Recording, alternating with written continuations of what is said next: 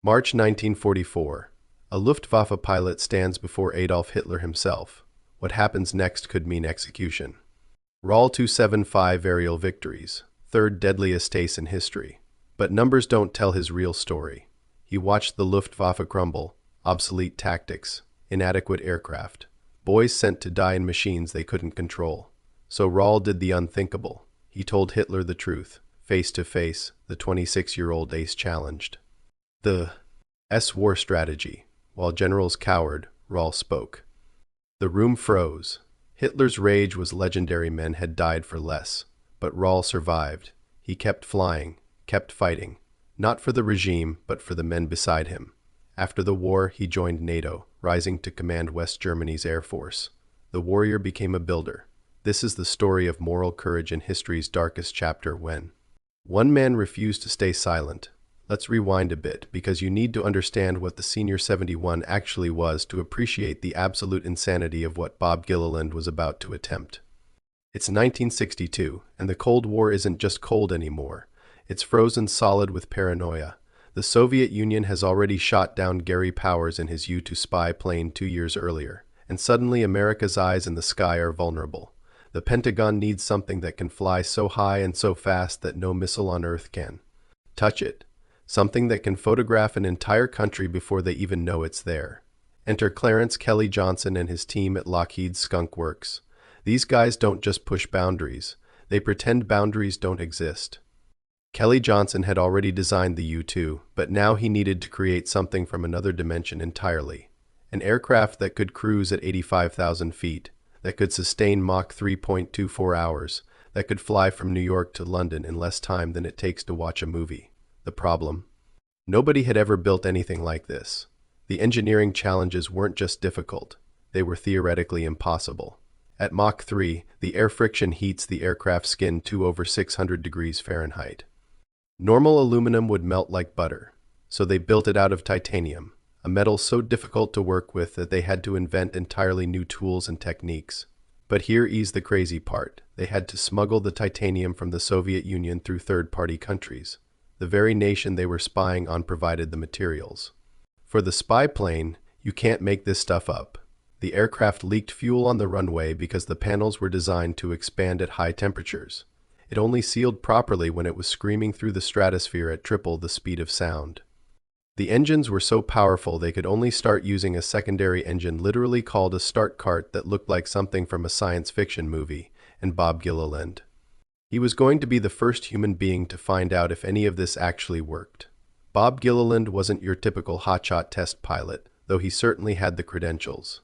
He'd flown combat missions in World War II before he was old enough to legally buy a beer. Graduated from the Naval Academy, became a test pilot when test. Pilots had a life expectancy shorter than professional bullfighters. But what set Bob apart wasn't his bravery. Lots of pilots were brave. It was his engineering mind. He understood these machines at a level most pilots never bothered with. He didn't just fly aircraft, he had conversations with them. He could feel what they needed, what they were trying to tell him through the stick, the pedals, the vibrations. When Lockheed was looking for someone to first fly the A-12, the CIA's version of what would become the Senior 71, Bob was the obvious choice. But obvious didn't mean easy. The selection process was brutal. Psychological evaluations. Physical tests that would make an Olympic athlete weep. Security clearances so deep they probably interviewed his kindergarten teacher. And even after all that, even after being chosen, Bob knew the statistics. Experimental aircraft killed test. Pilots with disturbing regularity. The X-1, the XF-91. The list went on. Every time someone pushed the envelope, there was a chance the envelope would push back. But here's what Bob said about it, and I think this really captures who he was. Fear is just a warning light. If you're not getting any warning lights, you're probably not doing anything interesting. So when Kelly Johnson himself walked up to Bob and said, "She's ready. Let's see if she can fly," Bob didn't hesitate. He just nodded. Because some people are built different. Some people hear impossible and think interesting. The morning of April 26, 1962, Bob Gilliland woke up at a.m. Couldn't sleep anyway. When you're about to do something nobody in human history has ever done, sleep becomes a theoretical concept. The pre-flight briefing took hours. Every system, every contingency, every possible way this could go sideways. The engineers had done everything they could on paper and in wind tunnels, but there's a fundamental truth about aviation. The wind tunnel doesn't know everything. Reality has a way of surprising even the smartest people in the room. The flight plan was conservative, at least by Blackbird standards. Take off, climb to altitude, do some basic maneuvers. See if she lies straight. Don't push it. Don't be a hero. Just come back alive and with enough data to plan the next flight. Simple, right? Except nothing about the Senior 71 was simple. The pre-flight checklist alone was thicker than a phone book. Bob had to be helped into his pressure suit, a complicated piece of equipment that made him look like an astronaut. Because at the altitudes he'd be flying, he basically was an astronaut. If the cockpit lost pressure at 80,000 feet, he'd have about 15 seconds before his blood started boiling. The suit was the only thing standing between him and a very unpleasant death. As the sun started to peak over the desert mountains, Bob climbed the ladder to the cockpit. The ground crew was silent. Everybody knew what this moment meant. The Blackbird sat there on the runway, black as midnight, angular and aggressive, looking less like an aircraft and more like something that had fallen from the future. Kelly Johnson was there, watching. He'd bet his entire reputation on this machine. If it failed, if Bob died, the program was probably over. The weight of that wasn't lost on anyone. Bob settled into the seat, strapped in, started going through the procedures. And then something unexpected happened. A strange calm washed over him. All the anxiety, all the what-ifs, they just evaporated. He was in his element now. This was where he belonged. He looked over at the crew chief, who was watching him through the canopy. With an expression somewhere between hope and terror, Bob gave him a thumbs up. The crew chief returned it, but his hand was shaking. The engines fired up with a sound unlike anything else on Earth. Not a roar, more like a continuous controlled explosion. The whole aircraft vibrated. Bob could feel it in his chest, in his bones. Tower gave him clearance. Bob released the brakes. The Blackbird began to roll. And here's where it gets interesting.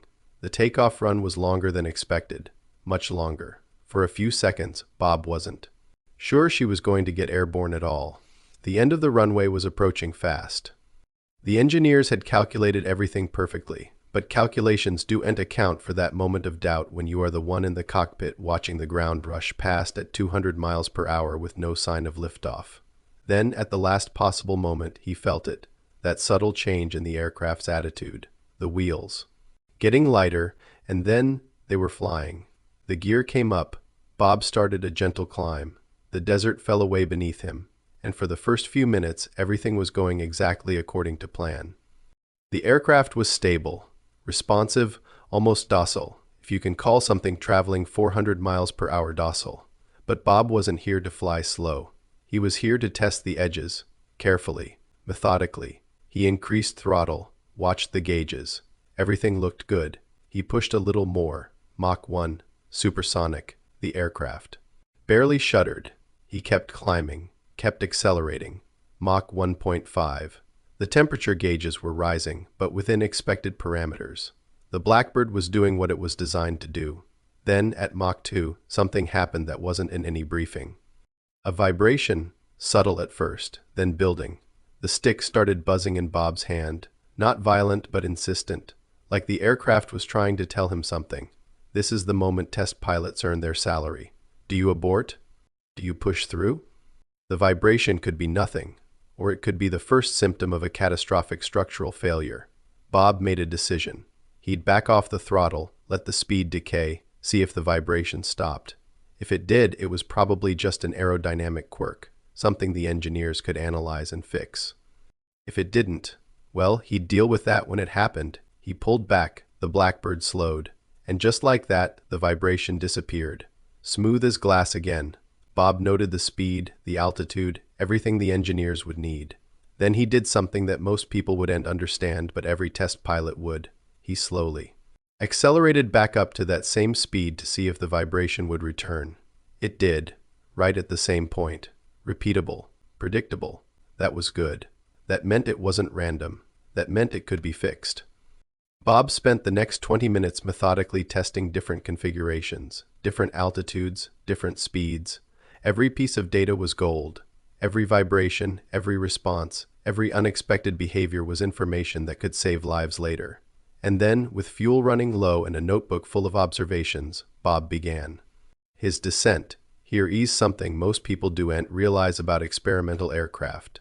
Landing is often more dangerous than flying.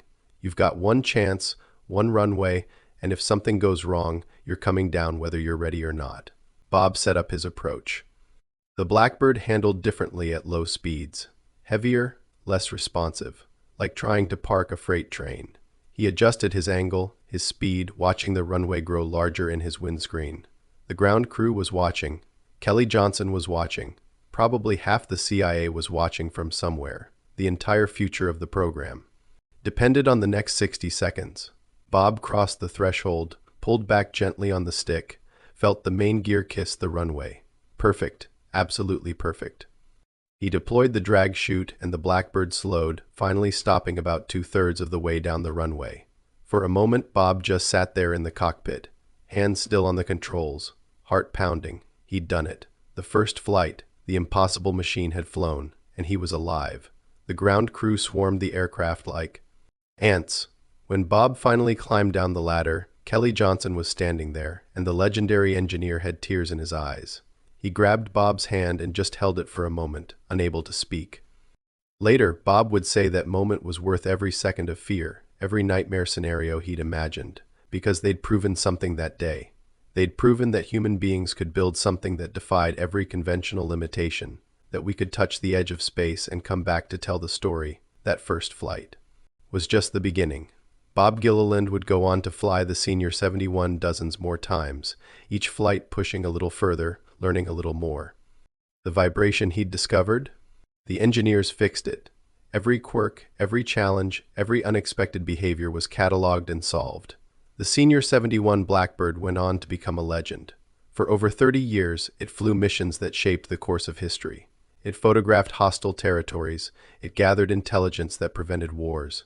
It flew over 500 missions and was never once shot down. Not once, because nothing, and I mean nothing, could catch it. The records it set are still standing today. New York to London in 1 hour and 54 minutes. Los Angeles to Washington, D.C. in 64 minutes. These aren't just records. They're monuments to human capability. But here is what really matters about Bob Gilliland and that first flight. It represents something fundamental about the human spirit. We are not content with limits. We see the impossible and we take it personally. Think about what that aircraft represented. It required inventing new metals, new fuels, new manufacturing techniques. It required solving problems that had never been encountered before. It required someone willing to climb into a cockpit and test theories with their life. Bob Gilliland passed away in 2019 at the age of 93. He lived long enough to see his aircraft become an icon, long enough to watch it retire and take its place in museums, where millions of people stand beneath it, looking up in wonder. But I think about that moment on April 26, 1962. That moment when a man and a machine proved that the impossible is just the possible that nobody's tried yet. That moment when Bob Gilliland pushed the throttle forward and taught the Blackbird to fly. There's a quote from Bob that I think about a lot. Someone asked him once if he was ever scared during that first flight. He thought about it for a moment, then said, "Scared? No concerned? Absolutely. But fear would have meant I didn't trust the people around me, the engineers, the plane, and I trusted them completely. That's it, isn't it? That's the secret. Not fearlessness, but trust. Trust in preparation. Trust in engineering. Trust in the people who dedicated their lives to making the impossible possible. The SR-71 Blackbird doesn't fly anymore. The last one was retired in 1998, but its legacy lives on in the engineers who still dream of faster, higher, in the pilots who still look up, in every person who refuses to accept that something can't be done. Bob Gilliland didn't just tame the Blackbird. He showed us all what humans are capable of when we refuse to stay on the ground, when we build impossible machines and find impossible people to fly them. And somewhere, in some hangar of memory, that black jet is still climbing through the desert sky, with Bob Gilliland at the controls, pushing boundaries that nobody thought could be pushed. That's the story. That's the legacy. That's the man who tamed the SR-71 Blackbird. If you enjoyed this story, hit that subscribe button. We've got more incredible tales from aviation history coming your way, and let me know in the comments. What impossible thing do you think we should tackle next?